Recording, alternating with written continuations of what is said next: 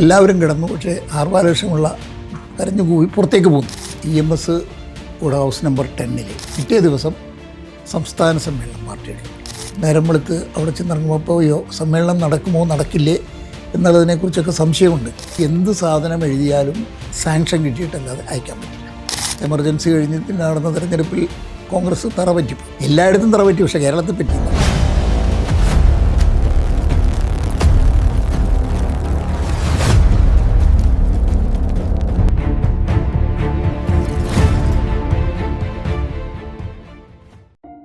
അടിയന്തരാവസ്ഥ പ്രഖ്യാപിക്കുമ്പോൾ ഞാനിവിടെ ട്രിവാൻഡ്രം ദേശാമാൻ്റെ ബ്യൂറോ ചീഫായിട്ടിരിക്കുക. അന്ന് ഞാൻ ഒരാളേ ഉള്ളൂ ഇവിടെ. EMS കൂടെ ഹൗസ് നമ്പർ 10 ഞാൻ താമസം 14. അപ്പോൾ അന്ന് രാത്രി ഞങ്ങൾക്ക് കോഴിക്കോട്ടേക്ക് പോകണം. അതിനുള്ള ടിക്കറ്റൊക്കെ നേരത്തെ തന്നെ അറേഞ്ച് ചെയ്തിട്ടുണ്ടായിരുന്നു.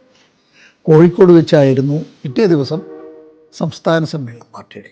സംസ്ഥാന സമ്മേളനത്തിന് EMS ആണ് സെക്രട്ടറി. അപ്പോൾ EMSൻ്റെ കൂടെ ഞാനും പോവുകയാണ്. ദേശാമാൻ്റെ ലേഖകനായിട്ടും ഞാനും പ്രതിനിധിയാണ്. അങ്ങനെ ഇവിടെ നിന്ന് ഞങ്ങൾ ട്രെയിനിൽ കയറി നേരം വെളുത്ത് അവിടെ ചെന്നിറങ്ങുമ്പോൾ സമ്മേളനം നടക്കുമോ നടക്കില്ലേ എന്നതിനെക്കുറിച്ചൊക്കെ സംശയമുണ്ട്. ആ സംശയം EMS പങ്കുവച്ചു. അത് നമുക്ക് അവിടെ ചെന്നിട്ട് തീരുമാനിക്കാം എന്ന് പറഞ്ഞ് ഇവിടുന്ന് ഞങ്ങൾ നേരം വെളുത്ത് അവിടെ എത്തുമ്പോഴേക്കും. പക്ഷേ അന്ന് EMS അറസ്റ്റ് ചെയ്യാനൊന്നും ആരും വന്നില്ല. ഞങ്ങളവിടെ ചെന്ന് അവർ കോഴിക്കോട് പാർട്ടിയുടെ മറ്റ് ജില്ലകളിൽ നിന്ന് വന്ന നേതാക്കന്മാരും പാർട്ടിയുടെ അഖിലേന്ത്യാ നിലവാരത്തിൽ നിന്ന നേതാക്കന്മാരും എല്ലാം കൂടി ആലോചിച്ചിട്ട് സമ്മേളനം വേണ്ട എന്ന് നിശ്ചയിക്കും. പിന്നെ അവിടെ നിന്ന് ഞങ്ങൾ തിരിച്ചു പോരേണ്ട പരിപാടികളൊക്കെയാണ് ആലോചിക്കുന്നത്. അങ്ങനെ അവിടെ നിന്ന് പിറ്റേ ദിവസം ഇതെല്ലാം കട്ട് ഔട്ട് ചെയ്തിട്ട് തിരിച്ചിങ്ങോട്ട് പോരുകയും ചെയ്തു. ഇവിടെ വന്ന് വീണ്ടും എമർജൻസിയിലെ പരിപാടികൾ അതിനെതിർത്തുകൊണ്ട് പിറ്റേ ദിവസം ഇറങ്ങിയ പത്രം അതാണ് ഗഫൂറിൻ്റെ കാർട്ടൂണോട് കൂടിയിട്ട് ഇറങ്ങിയ പത്രം. അപ്പോൾ അങ്ങനെ ആ ഒരു ഘട്ടം ദേശാഭിമാനിക്കും വളരെയേറെ ബുദ്ധിമുട്ടുണ്ടാക്കിയ ഒരു പത്രപ്രവർത്തന സമയമായിരുന്നു. അതായത് എന്ത് സാധനം എഴുതിയാലും അത് ഗവൺമെൻറ്റിൻ്റെ സെൻട്രൽ ഇൻഫർമേഷൻ ബ്യൂറോയിൽ നിന്ന് സാങ്ഷൻ കിട്ടിയിട്ടല്ലാതെ അയക്കാൻ പറ്റില്ല. അപ്പോൾ ഇന്നത്തെ പോലെയല്ല അന്നത്തെ പത്രപ്രവർത്തനം എന്നുള്ളത് വേറെ വസ്തുതയാണ്, അത് ശരി. പക്ഷെ എന്നാലും നമ്മൾ എഴുതുന്ന സാധനം ഈ സെൻട്രൽ ഇൻവെസ്റ്റിഗേഷൻ ബ്യൂറോൻ്റെ അതിൻ്റെ ബ്യൂറോ ചീഫ് എന്നാണ് ഞങ്ങൾ പറയണ അയാളെ, അങ്ങോരുടെ അടുത്ത് കൊണ്ടേ കൊടുത്ത് അങ്ങോട്ട് സാങ്ഷൻ ചെയ്ത് സൈൻ ചെയ്ത് തന്നാലേ നമുക്കത് എറണാകുളത്തേക്ക് അയക്കാൻ പറ്റും. ഒന്ന് ആലോചിച്ച് നോക്കുക.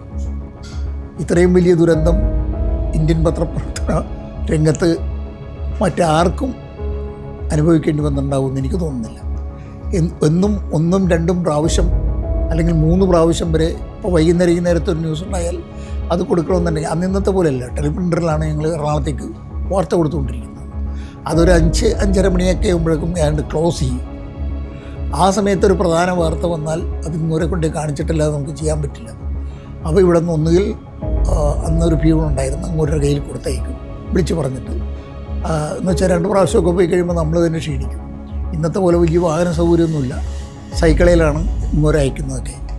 അങ്ങനെയാണ് ആ കാലഘട്ടത്തിൽ പത്രപ്രവർത്തനം നടത്തിക്കൊണ്ടിരുന്നത്. വളരെ ദുഷ്കരമായൊരു സ്ഥിതിയായിരുന്നു. അപ്പോഴേക്കും ഇതിനിടയിൽ ഇവർ എമർജൻസിക്കെതിരായിട്ട് പ്രകടനം നടത്തി. EMS അതുപോലെ തന്നെ KC കേരള കോൺഗ്രസിൻ്റെ ഒരു പേര് മറന്നു, അങ്ങോരായിരുന്നു അന്ന് കേരള കോൺഗ്രസിൻ്റെ നേതാവ്. അവർ ആർഭാലക്ഷമുള്ള അവരൊക്കെ കൂടി ഇവിടെ നിന്ന് ജാഥ നടത്തി. ഇവർ അറസ്റ്റ് ചെയ്ത് കഴിഞ്ഞപ്പോഴേക്കും എല്ലാവരും കിടന്നു. പക്ഷേ ആർഭാലക്ഷമുള്ള അത് പറയുന്നത് ശരിയല്ലെങ്കിൽ അദ്ദേഹം കരഞ്ഞു പോയി പുറത്തേക്ക് പോകും. അതിനുശേഷം അദ്ദേഹം പാർട്ടികളോടുകൂടി ചേർന്ന് ക്യാബിനറ്റിൽ മന്ത്രിയായിട്ട് വന്നു. അന്ന് മന്ത്രിയായിട്ട് വന്നു കഴിഞ്ഞപ്പോഴേക്കും ഒരു ഉപകാരം ചെയ്തു തന്നു നോക്കി. അത് ജയിൽ വകുപ്പ് പുള്ളിയുടെ കഴിഞ്ഞ്, അതുകൊണ്ട് സകലവർക്കും ഇഷ്ടം പോലെ പരോൾ കൊടുക്കുക. അതിൻ്റെ കേന്ദ്രം ഞാനായിരുന്നു. എന്നുവെച്ചാൽ ലിങ്ക്. അപ്പോൾ എല്ലായിടത്തുനിന്നും വിളിയാണ്. കേരളത്തിൻ്റെ എല്ലാ ജില്ലകളിൽ നിന്നും നേതാക്കന്മാർ അവർക്ക് പരോൾ വേണം, ഇയാൾക്ക് പരോൾ വേണം, അയാൾക്ക് പരോൾ. ഇതെല്ലാം നമ്മൾ ബാലകൃഷ്ണപിള്ളയെ ഒപ്പിച്ചു. അങ്ങനെ ഒരു കേന്ദ്രമായെന്ന് ദേശാഭിമാനി പത്രാഫീസ് പാർട്ടിയിലെ ജയിലിൽ കിടക്കുന്ന നേതാക്കന്മാർക്ക് ഉപകാരപ്രദമായ രീതിയിൽ പ്രവർത്തിച്ചുകൊണ്ട്. അങ്ങനെ കുറേ നാൾ കഴിഞ്ഞപ്പോഴേക്കുമാണ് എമർജൻസി 2-2.5 വർഷത്തോളം ഉണ്ടാവും.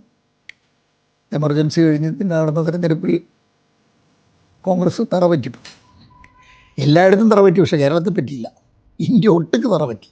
കേരളത്തിൽ വീണ്ടും കോൺഗ്രസിൻ്റെ നേതൃത്വത്തിൽ തന്നെയുള്ള മന്ത്രിസഭ അധികാരത്തിൽ വരികയായിരുന്നു ചെയ്തത്.